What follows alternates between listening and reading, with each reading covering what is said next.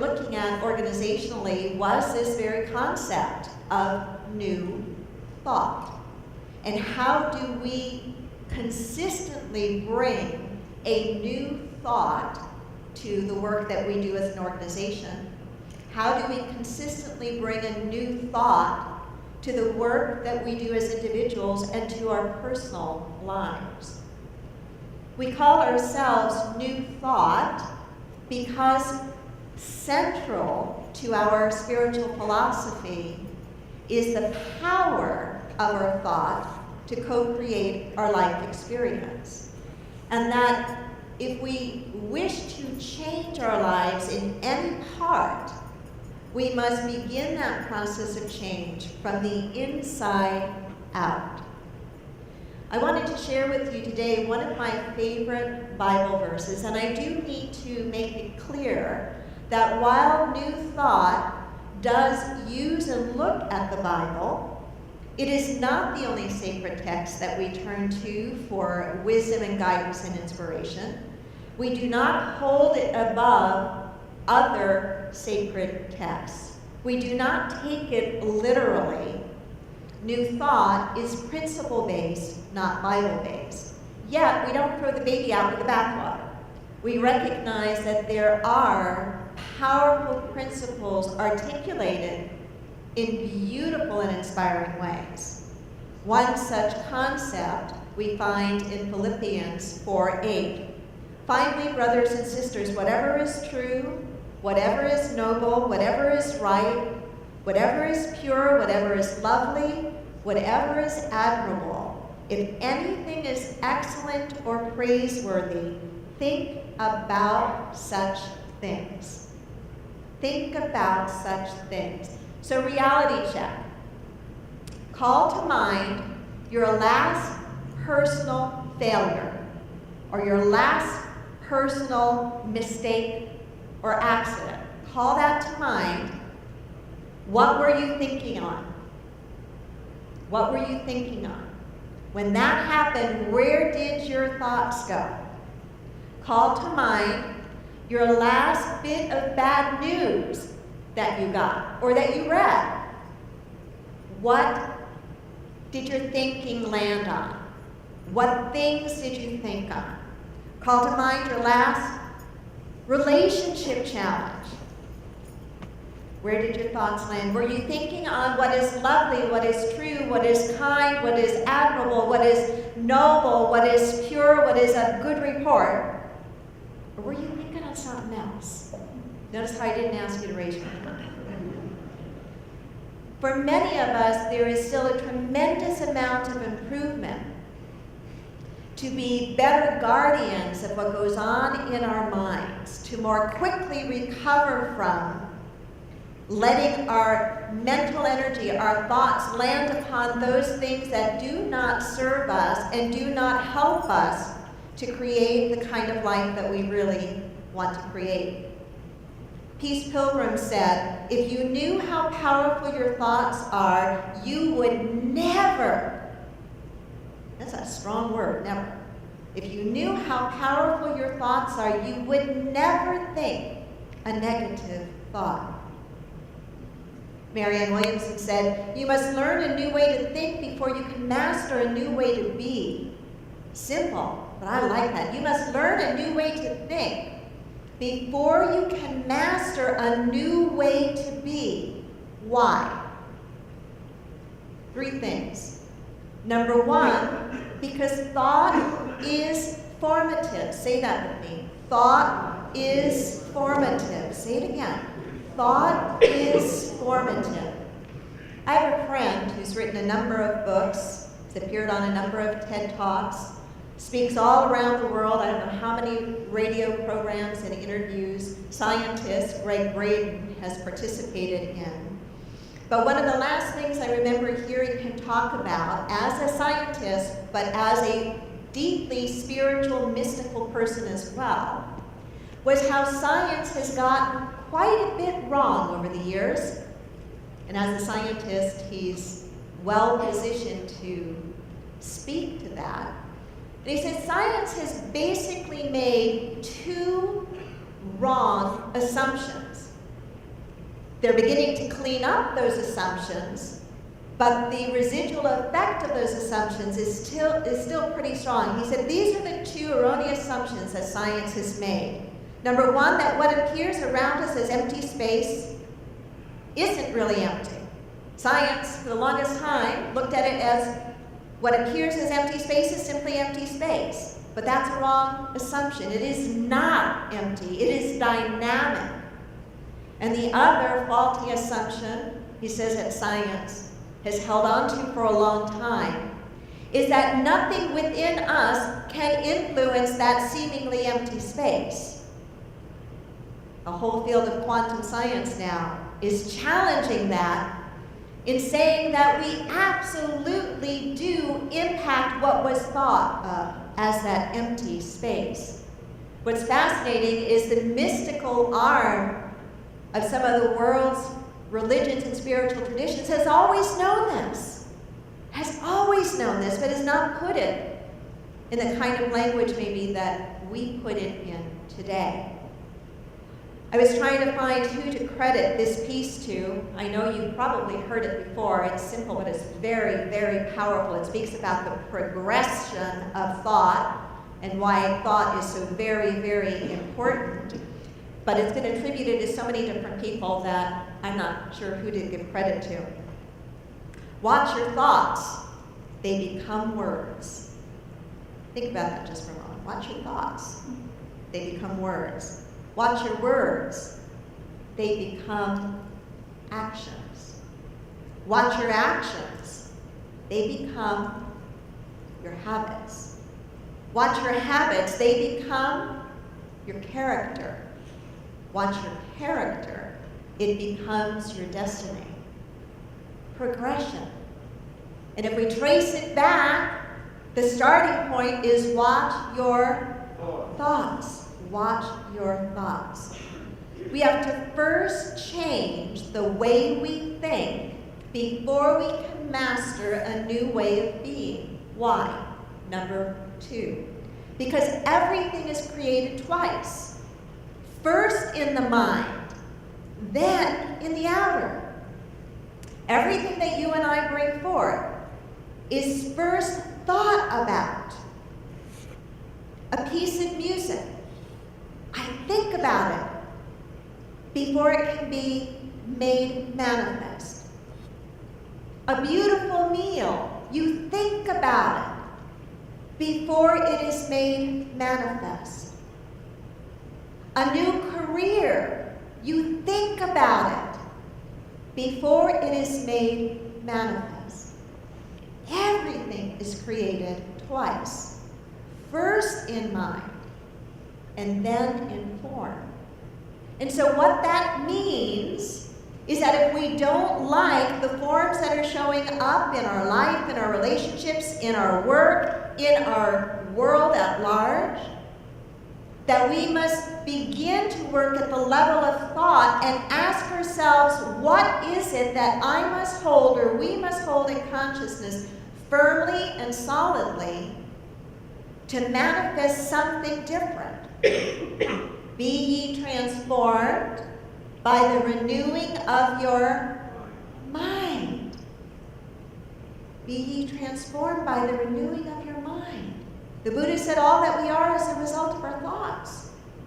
All that we are is a result of our thoughts. And yet how tempting it is to try to work at the outer edges of our life, to work at the level of effect rather than at the level of cause. Our work is not to work first at the level of cause, first at the level of effect, but to work first at the level of cause, which means we must pay close attention. We must be guardians of what it is that we allow to remain in our thinking. We must first change our thinking before we can master a new way of being, because, number 3, we will move in the direction of our predominant thought. We will move in the direction of our predominant thought. We will see in the direction of our predominant thought. Our predominant thought becomes like rose-colored glasses or foggy glasses or cracked glasses or distorted glasses. But our predominant thought will absolutely influence the direction that we move in our lives and will influence what we see and how we interpret what we see. This is in part why two people can experience or see the same thing but not see the same thing at all and not respond to it in the same way. The key is thoughts held in mind, producing the outer after their kind. The scripture verse that says, as a man thinketh in his heart, so is he, I think is a powerful reminder that when we are talking about thought in this way, we are talking about thought that is combined with feeling, that is combined with the heart, with the emotion, with that energy as well. And so I was thinking about how do you work at the level of changing your thought? I'm sure you've all been challenged by someone speaking on the topic of the power of thinking. To throw out an example such as, right now, I don't want you to think of a pink elephant flying across the sky with purple stripes and green polka dots. Don't think of a pink elephant flying across the sky with purple stripes and pink polka dots. In order not to think that, what did you have to do? You have to think of something else. But I wanted to explore it a little bit differently and challenge myself when I'm trying to work at the level of my thinking. What are some of the things that I do? And I wish I could say to you that they are completely profound and you will have never heard them before, but I can't say that. But what I can say is that these three things have proven to be very effective for me. Number one, pay attention to your words, the words you speak. Pay attention to the words you speak. Pay attention to the words that you write.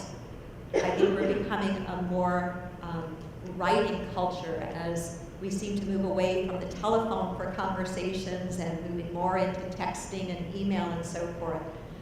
But pay attention to the words that you speak, the words that you use, and their overall tone and feel. Because our words are really just solidified thought. Pay attention to your words and involve or ask a friend, a partner, a spouse that you trust, one that you know has your best interest at heart. Ask them to reflect back to you the quality, the flavor of the words that you use. Because the words that we consistently use speak about that underneath, hidden, I think is what I was trying to say, surface of our thinking. I'm sure you've been around people whose language and tone and the kinds of words that they use just have a doomsday kind of feel attached to them. Have you not? Or others that no matter what they're talking about, there's always that energy of heaviness or that energy of sadness maybe, or an energy of worry, and their language sounds harsh or negative or depressing. So the first is to pay attention to the words that you use and to stretch yourself a little bit. Ask for a trusted friend or partner to kind of reflect back to you. What is the quality of the words that you use? Because it is going to suggest something about the flavor of your thinking. And the flavor of your thinking is really important. The flavor of your thinking speaks not just to the thought, but also to the feeling. The second is to start doing a quality control check. A quality control check. And it's so easy for us to do this now. We can do it in a fun and playful way. Set an alarm, a timer, to go off every hour that you're awake. And when that timer, that alarm goes off, whether it's on your smartphone or your iPad or your computer or so forth, when that tone goes off, stop and just ask, what was I thinking about? What was I thinking about? What was the flavor of my thinking? What were the thoughts I was thinking? What was I telling myself? Which is another form of our thinking. And start taking note of it. You may be surprised. You may find that there are lots of periods of time where you haven't been thinking consciously at all. Or you may find large periods of time, frequent periods of time where your thoughts were all back to coulda, shoulda, why didn't I, regrets and remorse, or focused on the future with worry and fear. And the third, and I was doing this again yesterday, over this weekend actually, just as an exercise for myself, to practice thinking deliberately. Practice thinking deliberately. And I'm smiling when I say that because when I challenged myself to do this just over this weekend, I found it's kind of difficult sometimes to think deliberately. A lot of times our thinking, so to speak, is in response to something external. But to actually sit down and say, I'm going to think deliberately in a constructive way about such and such, and stay with the thinking deliberately, it can be challenging. You see, our mind, the phrase monkey mind is really such a very accurate phrase, and it's often used to describe what happens for most people when they begin their meditative practice. The mind, as soon as we close our eyes and try to become more physically still, the mind just jumps around in so many different ways in so many different places. And for many of us, we think that that's just normal. And actually, it is a demonstration of a very untrained mind. You know, in our culture, we value our physical health a lot, and we have lots of people who are committed to a trained body, which is well and good. What we need as much, I'd say even more, is a well-trained mind. Our mind should be a servant to us, not the other way around. And so the practice of deliberately thinking constructively, just for the exercise of doing so, begins to change the way our mind works in routine ways. We've all read or are familiar with some of the science of the brain now and neurological pathways and how we actually, with our thinking, begin to carve neurological pathways in our brain. And what we've also learned is that when those areas of the brain that are habitually associated with certain ways of thinking and certain emotions are impaired because of disease or injury, that what was once believed that there was no way to reconnect those pathways is now proven to be incorrect. That while we may not be able to reconnect those exact pathways, we can form new pathways. And how do we do that? Through conscious choice, through thinking deliberately, and through doing that consistently. How many of you, I know you have heard these things before, but how many of you find that it can still seem like it takes such a long time to make these changes? In the book, The Quest, which is a great basic unity textbook that Jafola's write, it's been estimated that we have 60,000 separate thoughts each day. Just stop there for a moment. 60,000! No wonder why we're exhausted. 60,000 separate thoughts each day. That's about 50 thoughts a minute.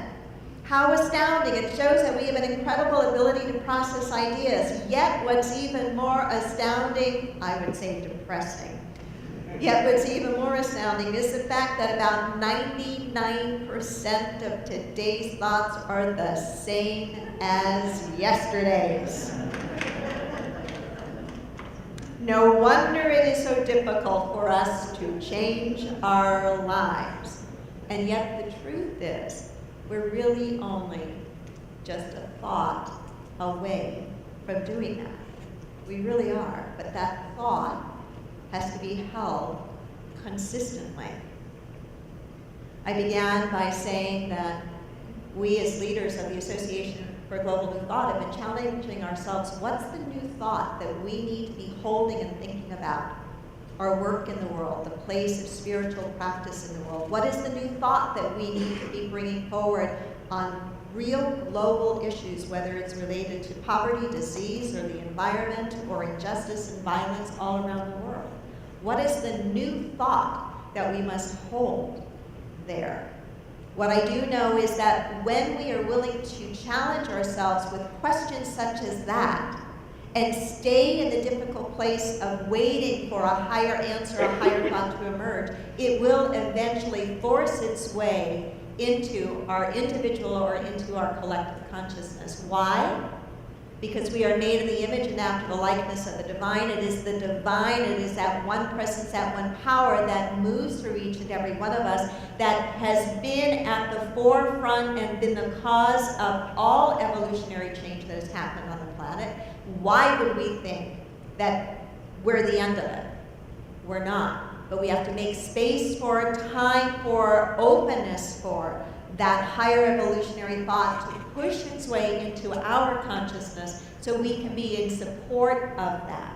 So as we are working at the level of thought, challenging ourselves to think deliberately, to watch the flavor of our words, to pay attention to where our thinking is throughout the day, we must also be willing, I believe, to sit in the question for ourselves and for our world. What is the new thought that we need to bring to the world? What is the new thought I need to bring to my life? What is the new thought I need to bring to my relationships? Namaste.